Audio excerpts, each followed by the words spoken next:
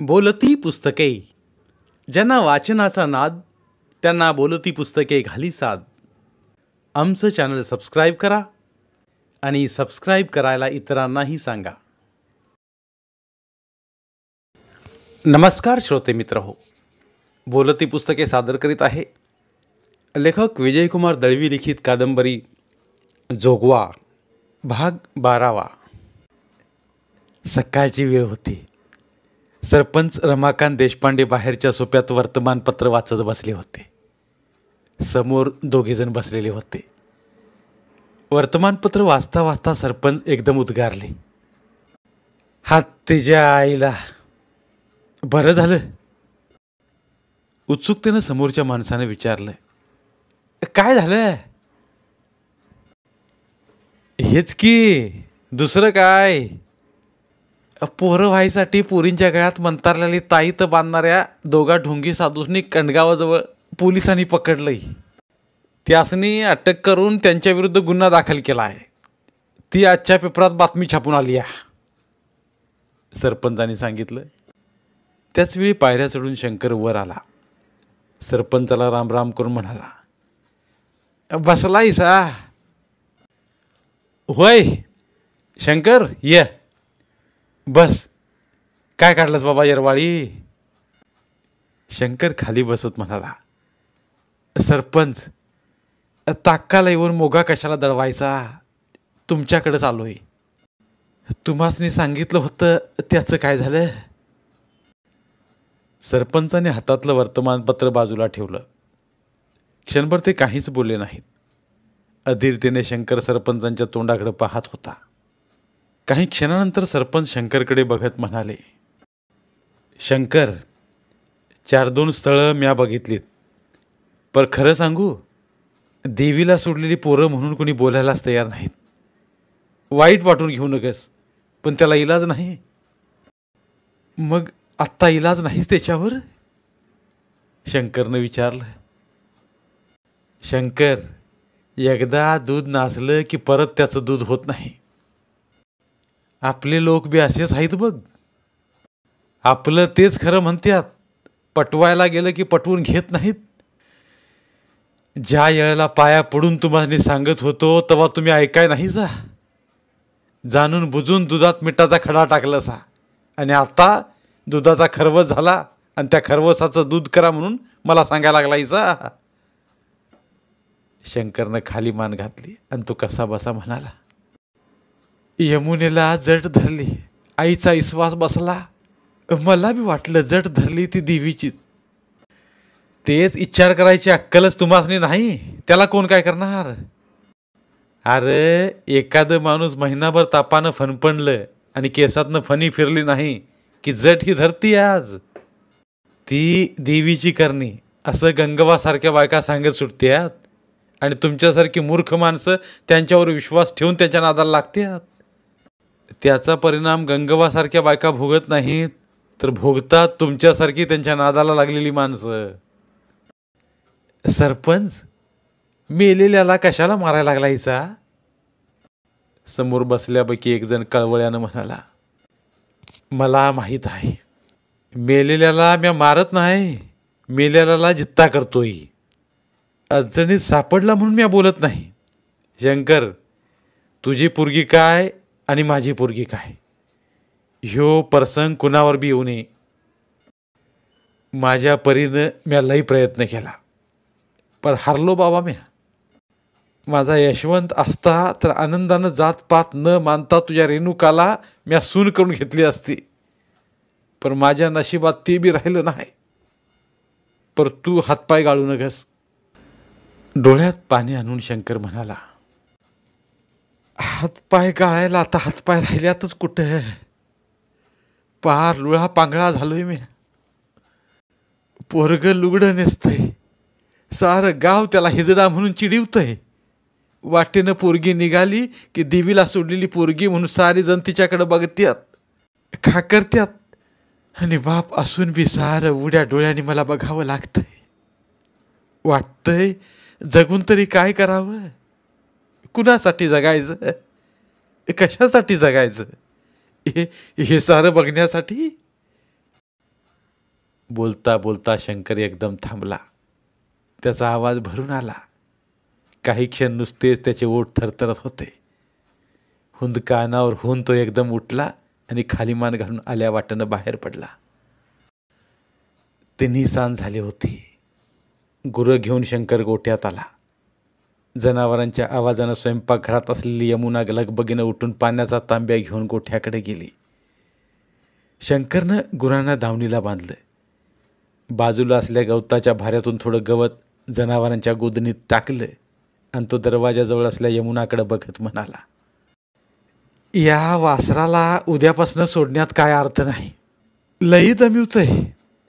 त्याच्या मागं धावून धावून पायात गोळा आलं. वासराची जात, कानात वारं भरलं की पळायचीच. गळ्यात लोढणं बांधतासा काय बघा. खुळी का काय? वासराच्या गळ्यात लोंढा बांधून कसं चालेल? लहानपणी त्याचं पाय मोडायचं आहे तर वयच आहे त्याचं उड्या मारायचं. पाय धुवा, चहाला ठेवते. उंबऱ्यावर तांब्या ठेवून यमुना मागं वळली. बाहेरच्या सोप्यात आरशासमोर यल्लप्पा उभा होता. चापून चुपून नेसल्या लुगड्याच्या निर्यावरून त्यानं पुन्हा एक वार हात फिरवला.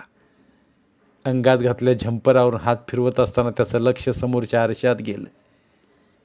आरशात आपला चेहरा निरखत आरशावर ठेवला पावडरीचा डबा घेऊन त्यातली थोडी पावडर त्यानं आपल्या हातावर घेतली आणि तोंडाला फासली. गोऱ्या गुबगुबीत गालावरून दोन्ही हाताचे तळवे फिरत होते. पावडर लावून होताच पुन्हा एकटक त्यानं आपला चेहरा आरशात निरखला आणि त्याच वेळी त्याच्या कानावर यमुनेचे शब्द पडले. कुठं आहे रे ध्यान तुझं? 2 हाका मारल्या तरी ओ नाही. कवा मारलीस हाका? उलट मलाच विचार. आणि एवढी तोंडाला पावडर फासून सांच्या वक्ताला कुठं निघालायस? कुठं जाणार? बसून बसून पाय अवघडल्यागत झाल्यात.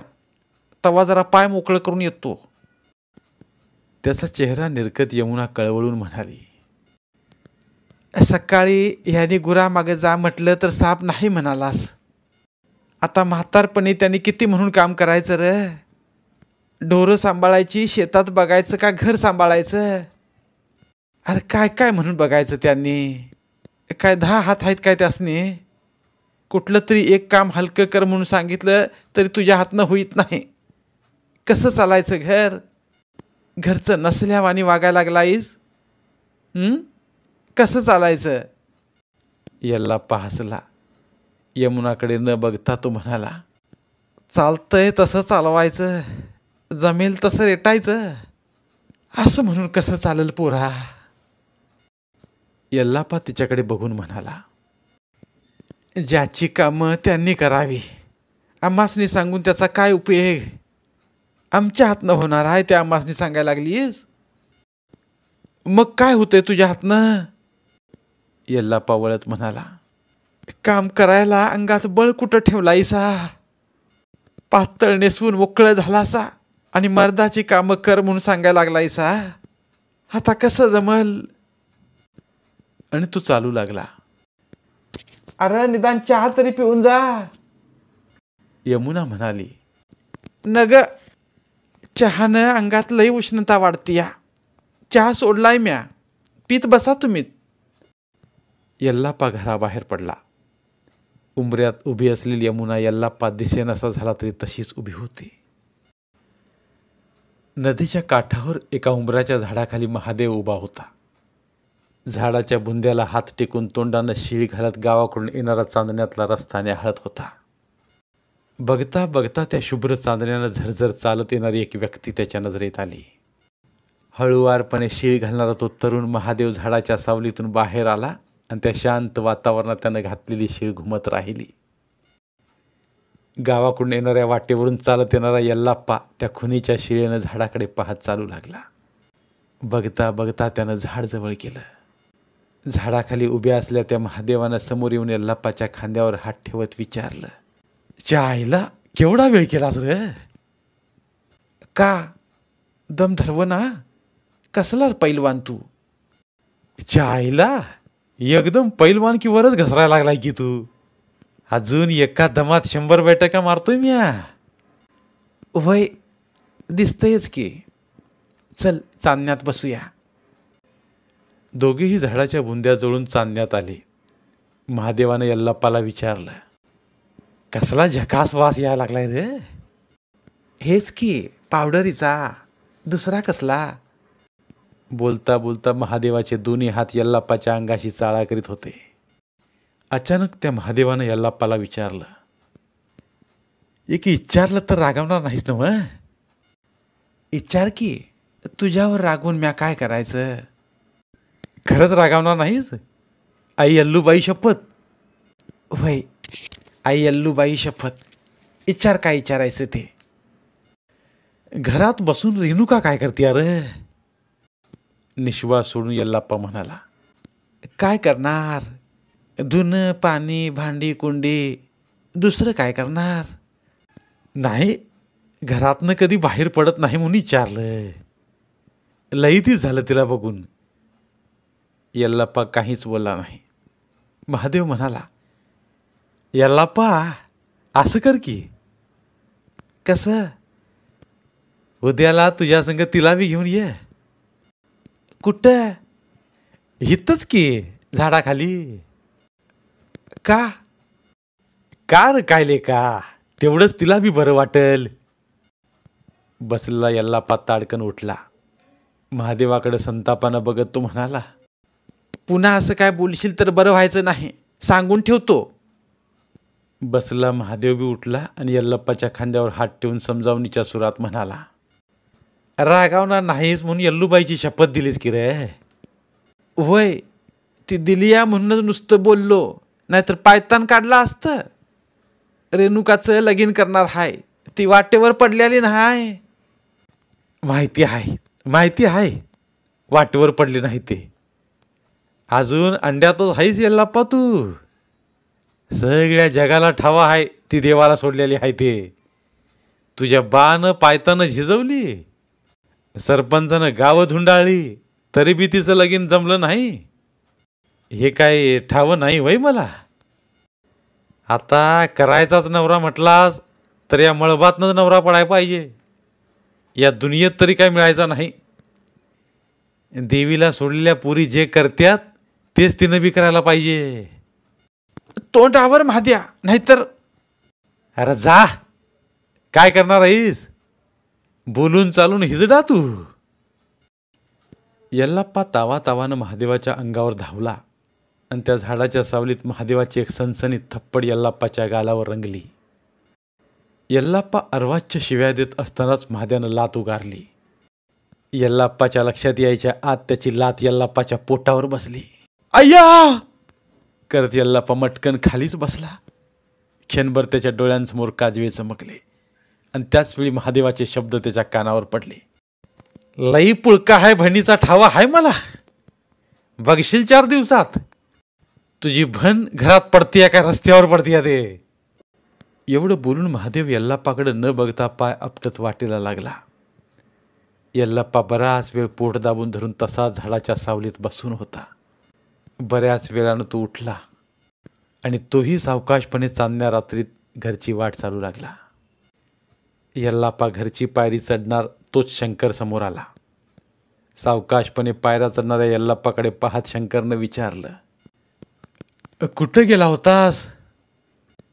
दुखऱ्या आवाजात यल्लाप्पा कसा बसा बोलला, कुठं नाही. शंकरचा संताप अनावर झाला. तो उफाळला, घरची आबरू चवाट्यावर मांडली आस. लाज लज्जा काय हाय का नाही? साऱ्या वेदना विसरून यल्लाप्पानं वर मान करून बापाकडं पाहिलं आणि विचारलं, ह्यो विचार आमासनी देवा सोडताना कराय पाहिजे होता आता. पण यल्लाप्पाचं बोलणं संपण्याआधी शंकरची चपराक यल्लाप्पाच्या गालावर उमाटली. अचानक बसल्या थपडीनं यल्लाप्पाचा तोल गेला, पण तोंडातनं चकार शब्द उमटला नाही. स्वतःला सावरत यल्लाप्पा परत उभा राहिला आणि शंकरवरची नजर न काढता तो बोलला, मार मार, जीव घे माझा, निदान सुटेन तरी हतन. त्याच्या नजरेला नजर द्यायचं धाडस शंकरजवळ राहिलं नव्हतं. तो गर्रकन वळला. विस्पारित नेत्रानं उंबऱ्यावर उभे असल्या यमुनेला ओलांडून तो तडक घरात शिरला. रात्र चढत होती. अंथरुणावर शंकर आणि यमुना बसून होती. चिमणीतलं रॉकेल संपत आल्यानं चिमणीचा उजेड मंदावला होता. त्या मिनमिनत्या उजेडात दोघंही खालमानेनं बसून होते. कोणीच काही बोलत नव्हतं. बऱ्याच वेळानं नजर वर करून यमुनानं शंकरकडं पाहिलं. शंकरच्या गालावरून ओघळणारे अश्रू बघताच यमुनाला एकदम हुंदकाच फुटला. गदगदून ती रडू लागली. त्या आवाजानं शंकरनं नजर वर केली. क्षणभर तो गदगदून रडणाऱ्या यमुनाकडे पाहत राहिला. स्वतःला सावरून पुढं होऊन त्यानं यमुनेच्या मस्तकावर हात ठेवला आणि यमुना नकळत पुढे झुकली. शंकरच्या खांद्यावर मान टाकून रडू लागली. शंकरच्या तोंडून शब्द उमटत नव्हते. काय बोलावं कळत नव्हतं. फक्त तो यमुनेच्या मस्तकावरून आपला थरथरणारा हात फिरवित होता. बाहेरच्या पडवीत अंथरुणावर यल्लापा तळमळत होता. काही तासांपूर्वी घडलेले प्रसंग त्याच्या नजरेसमोर तरळत होते. कानावर शब्द घुमत होते. हिजड्याच्या हातून काय होणार? 4 दिवसात बघ रेणुका घरात बसतीया काय रस्त्यावर येतीया. अस्वस्थ मनानं यल्लाप्पा अंथरुणावर उठून बसला. तसं बसणंही त्याला अशक्य झालं. अंधारात तो उठून उभा राहिला. आपण काय करतोय हेही त्याला कळत नव्हतं. नकळत वाकून त्यानं उशालगतची काडी उचलली आणि दिवा पेटवला. पडवीत दिव्याचा उजेड पसरला. क्षणभर यल्लाप्पा तसाच उभा राहिला. उभ्या उभ्याच त्याची नजर खिळून राहिली. बराच वेळ तो तसाच रेणुकावर नजर खिळून उभा होता. बघता बघता त्याचे हात अंगावरच्या पातळावर फिरत होते. अभावितपणे त्याची नजर खुंटीला टांगल्या शर्टावर गेली. शर्टावरून नजर काढून त्यानं आपल्या अंगावरच्या पातळाकडं पाहिलं, पण क्षणभरच. पुन्हा त्याची नजर खुंटीवर अडकवलेल्या शर्टावर खेळली. खुंटीवरचं शर्ट आणि अंगावरचं पातळ यावरून नजर भिरभिरत होती. मनाच्या द्विधा अवस्थेत काही क्षण गेले आणि क्षणार्धातच यल्लाप्पानं पातळ झटक्यात फेडलं आणि पायाशी गोळा झालेलं पातळ लातेनंच दूर भिरकावून दिलं. अंगातला पोलका झटक्यात काढला आणि भिरकावला. उघडा बंब यल्लाप्पा आपल्या अंगावर नजर फिरवीत काही क्षण उभा होता. आपल्याच अंगावर फिरणारी नजर काढून चोरटेपणानं त्यानं खुंटीवरच्या शर्टाकडं पाहिलं. नकळत त्याची पावलं पुढं पडली आणि झडप घालून यल्लाप्पानं खुंटीवरचा अंगरका आपल्या हातात घेतला. हातात आलेला अंगरका दोन्ही हातात धरून तो बघत होता. त्याच्या हाताला कंप सुटला होता. बराच वेळ थरथर त्या हातात अंगरका तसाच होता. नकळत यल्लाप्पाची मान हलली आणि सावकाशपणे यल्लाप्पानं हातातला अंगरका खुंटीवर अडकवला. खुंटीला अडकवलेला अंगरका काही क्षण हलत होता. हलणारा अंगरका यल्लाप्पा डोळे भरून पाहत होता. बघता बघता हलणारा अंगरका स्थिर झाला आणि यल्लाप्पानं आपली जड नजर अंगरक्यावरून काढली. नकळत त्याची नजर झोपलेल्या रेणुकावर परत वळली. शांत झोपलेल्या रेणुकाची उभार छाती खालीवर होत होती. दिव्याच्या मंद प्रकाशात तिचा चेहरा विलोभनीय वाटत होता. ते बघत असतानाच अचानक महादेवाचे शब्द त्याच्या कानात घुमू लागले. असह्य होऊन यल्लाप्पानं दिव्यावर फुंकर मारली. क्षणात सारी खोली अंधारात बुडून गेली.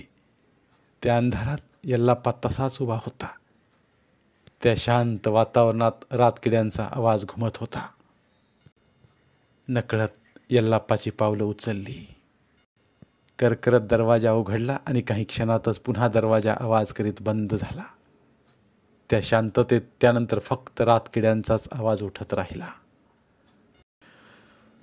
सूर्य आकाशात चढत होता. गावच्या बाहेर असल्या विहिरीकडे लोकांची ये-जा सुरू होती. विहिरीच्या भोवती पोरांपासून थोरापर्यंत गर्दी जमली होती. विहिरीत गुडघाभर पाण्यात उघडबंब पालतं प्रेत पडलं होतं. विहिरीपासून लांब एका झाडाच्या सावलीत कृष्णाच्या समोर 2-4 जोगते बसले होते. कृष्णाकडे बघत एक जोगता म्हणाला, किसना, काय म्हणून त्या यल्लाप्पानं जीव दिला असेल र? दुसरा जोगता बोलणाऱ्याकडे बघत म्हणाला, आता जीव दिला म्हणायचा की कुणी घेतला म्हणायचं हे कसं कळायचं? हे त्या यल्लूबाईलाच ठाऊक. कृष्णा सर्वांवर नजर फिरवत म्हणाला, आता कसं कळायचं ते? यल्लाप्पा लय चकोट होता. आई यल्लूबाईनंच त्याला बोलावलं नसेल कशावरून. वय ते बी खरंच हाय. नाहीतर गंगवासारखं किडं पडून मरण आलं नाही हे नशीबच की. दुसरा जोगता म्हणाला. त्याला आता कवा भावीतनं काढत्यात कुणास ठाऊक. कृष्णा म्हणाला. रामायणच आहे ते. पंचनामा करायला मड तालुक्यात पाठवायचंय. पोलीस येतील. आता आमच्यातलाच म्हणजे आमचं बी जबाब घेतील. हे पोलिसांचं लचांड मागं लागलं की त्यासनी काय सांगायचं याचा विचार करून ठेवा. आता आम्ही काय सांगणार. काय सांगायचं ते सरपंच सांगतील की. त्यांचं काय आधी पोटोबा आणि मागणं विठोबा. पण आमचं तसं नाही. यल्लाप्पाला माती दिल्या बिगार आमच्या पोटात कसं जाणार. आम्ही तुम्ही बोलून काय उपयोग. आमच्या हातात काय आहे. सरपंचाने धडपड केली तरच हे लवकर निभवल. तवर या झाडाखाली सावलीतच बसून राहायचं. होय घरातनं जाऊन तरी काय करायचं. सरपंचाच्या वाड्यात एक 7-8 जण बसले होते. सरपंच सर्वावर नजर फिरवून म्हणाले. अरे तुम्ही म्हणतायसा ते खरं. पर पंचनाम्याचा लचांड मागं लावून घेतलं तर सगळ्यांनाच त्रास होईल. आता मागलीन ते बघितलं असा ना मग. माझ्या गड्याचं प्रकरण मिटवता मिटवता नाकी दम आला. 2 एकर जागा गेली फुकटात. ते खरं आहे पर कोणी चुगली केली तर. सरपंचाने विचारलं. कोण करणार. कुणास हौस आहे. तुम्ही आम्ही सगळ्यांनीच विचार करून हे निभवायला पाहिजे तर गाव मिटिंग घेऊया आणि सगळ्यांचाच विचारणं करूया. होय असंच केलेलं बरं. एकट्या दुकट्यानं अंगावर जबाबदारी घेऊन हे जमायचं नाही आणि वेळ बी घालून चालायची नाही. एकदा आड करून मोकळं होऊया. उठा जमवा साऱ्यासनी. घटकाभरात आटपून मोकळं करूया. ओढवलेल्या प्रसंगानं शंकर पुरा खचून गेला होता. माणसं येत होती जात होती. शंकर कुणाशीही बोलत नव्हता. स्वयंपाकघरात भिंतीला टेकून बसल्या यमुनाच्या आणि रेणुकाच्या भोवतीनं गल्लीतल्या बायका कोंडाळ करून बसल्या होत्या. तिला समजावत होत्या. अगं 2 दिवस झालं असं जाग्याला बसून राहिलीस. या पोरीनं काय करायचं ग यमुना. दुसरी म्हणाली. तूच असा धीर सोडलास तर कसं होईल. झाल्याला काय परत येणार हाय. घासभर खाऊन घे. उठ उठ ग रेणुका तू बी चल. बाजूला झाकून ठेवलं ताट घेऊन एका म्हातारनं यमुनेचा हात धरला आणि म्हणाली. घे लेकी घे खाऊन घे घासभर. यमुनाचा हात ताटातल्या अन्नावर गेला पण घास उचलण्याचं बळ तिच्या हातात राहिलं नव्हतं. पाठीमागं गोट्यात दावणीला बांधलेली जनावरं उभी होती. दावी ओढीत होती. त्याच्यासमोर गवताची काडीही नव्हती. गोदनीच्या बाजूला गवताचा भारा दिसत होता. त्या गवताकडे बघून जनावरं गवताच्या दिशेनं जाण्यासाठी दाव्यानं हिसडे मारत होते. रात्रीच्या जेवणानंतर यमुना आणि शंकर कटड्यावर बसले होते. यल्लाप्पाच्या निधनानंतर घरातलं वातावरण सुतकी बनलं होतं. घरातलं हसूच लोपलं होतं. शंकर यमुनाकडे बघत म्हणाला. यल्लाप्पा जाऊन 20 दिवस झालं बघ. पर कालच तो गेल्यावानी वाटतंय बघ. काय केल्या त्याची आठवण जाईना. अगं कशी जाईल. गेली 20 वर्ष त्याला अंगा खांद्यावर घेऊन लहानाचा मोठा केला आणि 20 दिवसात आम्हासनी त्याचा विसर कसा पडेल. ताटातला घास हातात घेतला की समोर यल्लाप्पा दिसतोय. आई आई म्हणून हक्का मारतोय. बिचाऱ्याला आम्हीच मारलं बघ. वय वय असं म्हणू नकासा. त्याचं आयुष्यच तेवढं होतं. त्याला आम्ही तरी काय करणार. ते बी खरंच. सटवीनं लिवल्याला चुकत नाही म्हणत्यात ते खोटं नाही. यमुना एवढं संकट आमच्यावर कोसळलं. पेपरातनं बातमी आल्या. पत्र पाठवलं पण तुझा बा आला नाही. मागच्या साऱ्या आमच्या चुका पोटात घालून ह्या वक्ताला आबा खरंच याय पाहिजे होतं. नातवाचं तोंड तरी त्यासनी दिसलं असतं. बाकी राजकारणी माणसं निष्ठुर असतात. प्रसंगी सरड्याप्रमाणे रंग बदलत्यात. पोटच्या पोराची सुधी काळजी करीत नाहीत असं म्हणतात ते काही खोटं नव्ह बघ. स्वतःचा नातू मेल्यावर सुधीक तुझा बा आला नाही मातीला. यमुना काहीच बोलली नाही, तशीच बसून राहिली. काही क्षणातच तिचे डोळे डबडबले. पदराच्या सेवानं डोळे पुसत ती म्हणाली, धनी चला चला झोपा चला, उद्यापासनं शेताला जायचं आहे. दुपारच्या वेळी रेणुका घरातलं मळके कपडे एकत्र करीत होती. मधल्या पडवीत मळक्या कपड्यांचा ढीग पडला होता. रेणुका बाहेरच्या पडवीत आली. भिंतीला टेकून शंकर खालमानेनं बसला होता. रेणुका त्याच्यासमोर जाऊन म्हणाली, बाबा अंगावरचं काढून देतोयास, धुवून आणते. नको असू दे, खालमानेनं शंकर म्हणाला. रेणुका परत आत आली. आईच्या समोर जात ती म्हणाली, आई 1-2 रुपये दे की. बसलेल्या यमुनानं नजर वर करून रेणुकाकडं पाहिलं.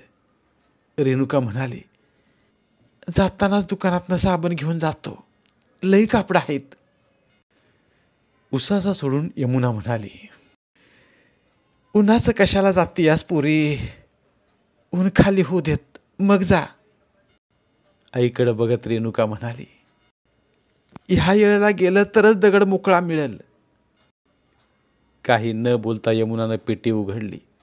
2 रुपयांची नोट काढून रेणुकाच्या हातावर साबणासाठी ठेवली.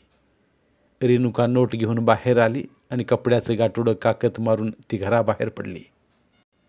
भर उन्हातून रेणुका विहिरीजवळ आली. आपल्या काखेतलं कपड्यांचं गाठोडं खाली टाकलं आणि हातातली बादली घेऊन ती विहिरीच्या काठावर आली. बादलीतला दोर काढून तिने घडघड्याला लावला आणि बादली विहिरीत सोडत असतानाच तिची नजर विहिरीतल्या पाण्यावर खिळून राहिली. काही क्षण ती तशीच उभी होती, विहिरीतच बघत. बघता बघता तिचे डोळे भरून आले. गालावरून उगळणाऱ्या अश्रूंचं भान तिला राहिलं नाही. नकळत तिच्या हातून दोर सुटत चालला.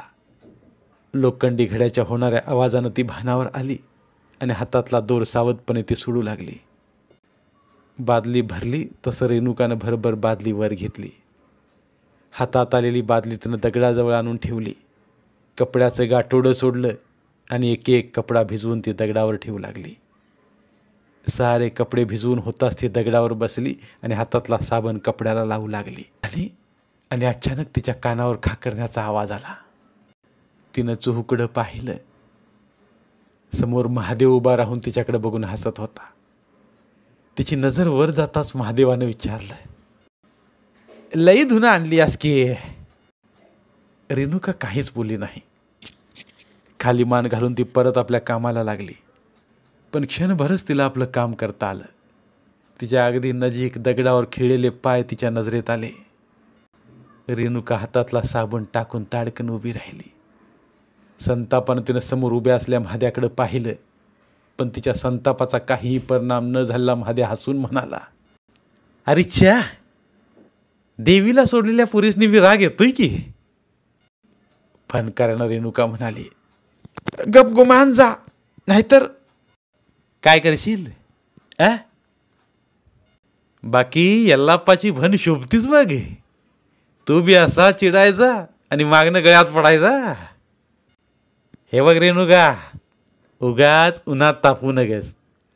माझा ऐक, निवांतपणानं सावलीत 2 गोष्टी बोलूया, चल. रेणुका मागं होत म्हणाली, तुला काय आया बहिणी आहेत का नाहीत. तसं पुढं पाऊल टाकत महाद्या म्हणाला, आहेत की, पर देवीला सोडलेल्या नाहीत. लई मागे जाऊ नकास. यल्लाप्पाचा जीव घेऊन भाव सोकावलिया. संताप अनावर होऊन रेणुका पुढे झेपावली.